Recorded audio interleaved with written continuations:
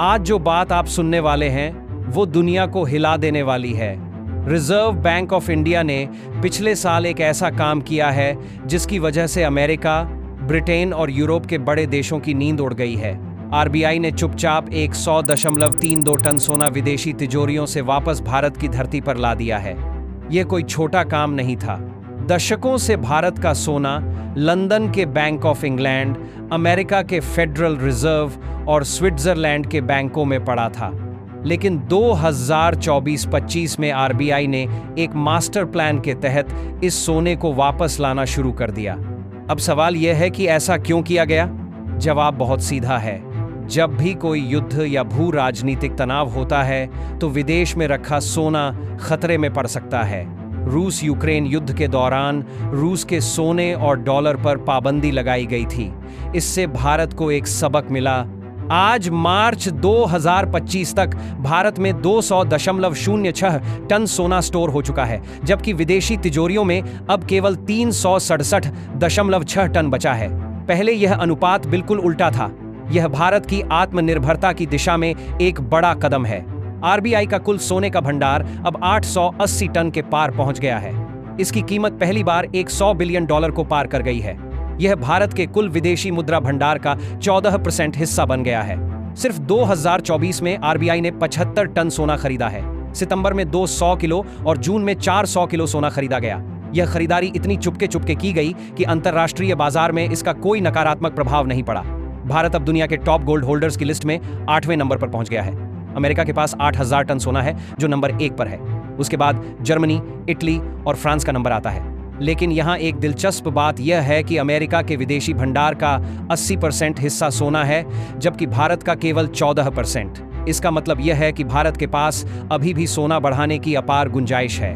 अगर भारत ने अमेरिका की तरह अपने भंडार का 80% हिस्सा सोने में बदल दिया तो भारत के पास 6000 टन से भी ज्यादा सोना हो जाएगा। उस दिन भारत सीधा दुनिया की दूसरी सबसे बड़ी सोने की शक्ति बन जाएगा। लेकिन आरबीआई का सोना तो बस शुरुआत है। असली कहानी तब सामने आती है जब हम भारतीय घरों में छुपे सोने की बात करते हैं। मॉर्गन स्टेनली की रिपोर्ट ने दुनिया को हिला दिया है।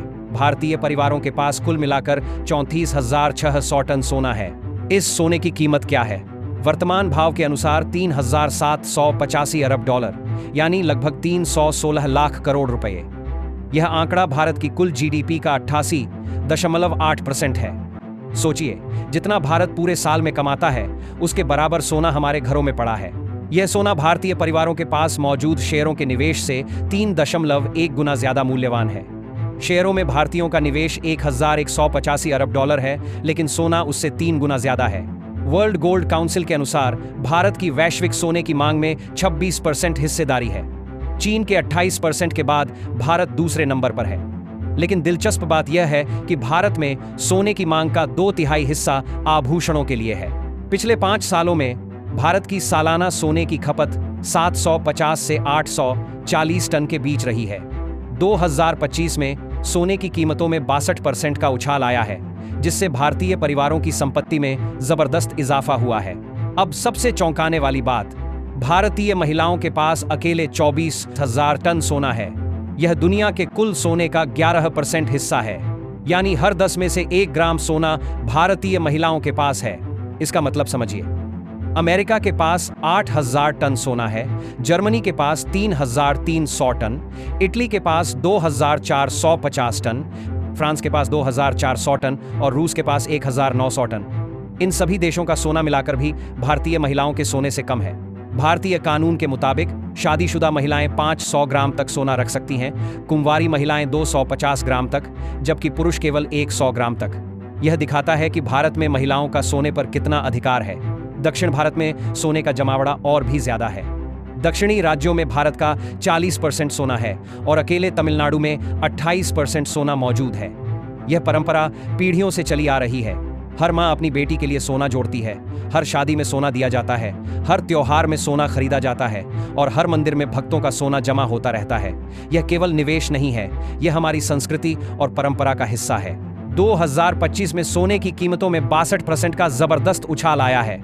सोना 1.27 लाख रुपए प्रति 10 ग्राम के रिकॉर्ड स्तर पर पहुंच गया है।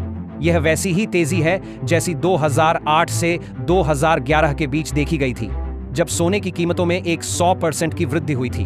भारतीय रुपये की कमजोरी ने इस बढ़ोतरी को और तेज किया है। जब रुपया डॉलर के मुकाबले कमजोर होता है तो आयातित सोना महंगा हो जाता है। पिछले 30 वर्षों में सोने ने रुपये में करीब 11% वार्षिक रिटर्न दिया है। रूस यूक्रेन युद्ध और मध्य पूर्व में बढ़ते तनाव की वजह से निवेशक सुरक्षित निवेश की तलाश कर रहे हैं। केंद्रीय बैंक भी बड़े पैमाने पर सोना खरीद रहे हैं, क्योंकि 2022 में रूस की संपत्तियों पर पाबंदी के बाद सभी को एहसास हो गया कि डॉलर को हथियार बनाया जा सकता है। भारतीय परिवारों की संपत्ति में इस वजह से जबरदस्त इजाफा हुआ है। जिनके पास सोना था वे रातों रात अमीर हो गए। मॉर्गन स्टेनली के अनुसार भारतीय घरों की यह संपत्ति अब भारत की जीडीपी के बराबर है। एक्सपर्ट्स का मानना है कि आने वाले समय में भी सोने की कीमतें $3,500 से $4,000 प्रति औंस के बीच रह सकती हैं। यह महंगाई, भू राजनीतिक अस्थिरता और मुद्रा अवमूल्यन के खिलाफ मजबूत सुरक्षा कवच बन गया है। यह सोना अब केवल गहना नहीं रहा, यह भारत की असली आर्थिक शक्ति का प्रतीक बन गया है। जब अमेरिका के विदेशी भंडार का 80% हिस्सा सोना है तो भारत का केवल 14% है। इसका मतलब यह है कि भारत के पास अभी भी अपना सोना भंडार बढ़ाने की अपार गुंजाइश है। IMF के अधिकारी कृष्णा श्रीनिवासन ने कहा है कि भारत की ग्रोथ रेट 8% या उससे भी ज्यादा रह सकती है। उन्होंने कहा कि भारत के आर्थिक इंजन निवेश, घरेलू मांग, व्यापार और सुधार सभी एक साथ काम कर रहे हैं। अगर भारत अपने घरेलू सोने का सही उपयोग करे तो अगले 10 सालों में वो दुनिया की टॉप 3 अर्थव्यवस्थाओं में शामिल हो जाएगा। 2027 तक भारत की जीडीपी $5 ट्रिलियन, 2034 तक $10 ट्रिलियन और 2048 तक $30 ट्रिलियन तक पहुंच सकती है। भारत का कुल विदेशी मुद्रा भंडार अब $698 अरब के पार है। यह अमेरिका के बाद दुनिया का दूसरा सबसे बड़ा भंडार है। इससे भारत की आर्थिक स्थिरता का पता चलता है। अंतर्राष्ट्रीय एजेंसियां अब भारत की इस नीति को गेम चेंजर बता रही हैं। जब डॉलर की पकड़ कमजोर पड़ रही है तब भारत ने सोने को अपना सबसे बड़ा सुरक्षा कवच बना लिया है। यह संकेत दे रहा है कि आने वाला समय गोल्ड बेस्ड इकोनॉमी का होगा। भारत सरकार ने सोने के मामले में बहुत संतुलित नीति अपनाई है। 1990 में गोल्ड कंट्रोल एक्ट को खत्म करने के बाद सोना रखने पर कोई सख्त सीमा नहीं है। अब आप जितना चाहें सोना रख सकते हैं, बस खरीदारी के कागजात होने चाहिए। अगर कागजात नहीं हैं तो विवाहित महिलाएं 500 ग्राम, अविवाहित महिलाएं 250 ग्राम और पुरुष केवल 100 ग्राम सोना रख सकते हैं। विरासत में मिला या घोषित आय से खरीदा गया सोना पूरी तरह कानूनी है।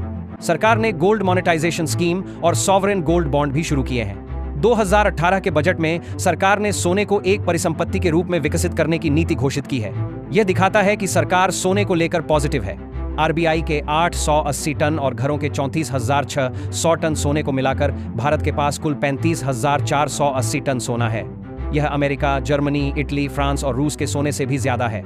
जब पूरी दुनिया में आर्थिक अस्थिरता है, जब डॉलर की पकड़ कमजोर पड़ रही है, तब भारत का यह सोना एक मजबूत नींव का काम कर रहा है। यह हमारी संस्कृति, परंपरा और आस्था का परिणाम है। भारत की यह सुनहरी ताकत आने वाले समय में इसे दुनिया की आर्थिक राजधानी बनाने की क्षमता रखती है। चैनल को सब्सक्राइब करें, वीडियो को लाइक करें और कमेंट में लिखें जय हिंद, जय भारत।